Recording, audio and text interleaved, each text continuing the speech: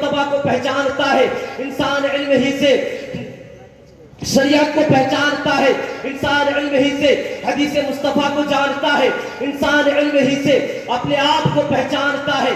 گویا کہ انسان علم ہی کے ذریعے رب تبارک و تعالیٰ کو پہچانتا ہے۔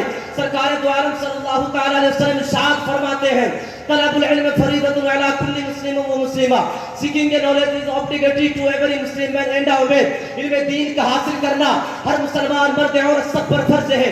حدیث مذکور سے معلوم ہوا کہ ہر مسلمان مرد عورت کو علم دین حاصل کرنا چاہیے تاکہ وہ صحیح طور پر اپنی زندگی گزار سکے۔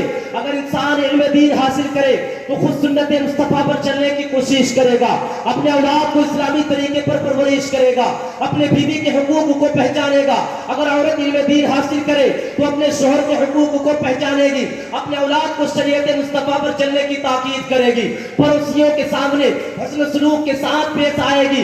سرکار دو عالم صلی اللہ علیہ وسلم ارشاد فرماتے ہیں من خرج فی طلب العلم وهو فی سبیل اللہ حتی یرجع، whoever travels to get knowledge he is in Allah's way until he returns۔ گویا کہ جو شخص علم دین حاصل کرنے کے لیے گھر سے نکلا جب تک وہ اپنا گھر واپس نہ آیا، اگر اسی راہ میں اس کی انتقال ہو گئی تو وہ شہید ہے۔ معزز سامعین کرام، ہمارے اندر سب سے بڑی چیز علم دین ہے۔ اگر ہمارے اندر علم دین ہے تو ہر ایک چیز کی پہچان ہے۔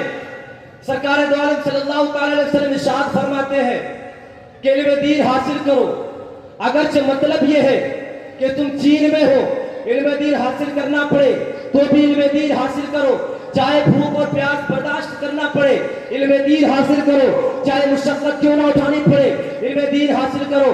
سرکار دو عالم صلی اللہ تعالی علیہ وسلم ارشاد فرماتے ہیں کہ کل قیامت کے دن اللہ تبارک و تعالی عبادت کرنے والوں اور جہاد کرنے والوں کو حکم دے گا کہ جنت میں داخل ہو جاؤ۔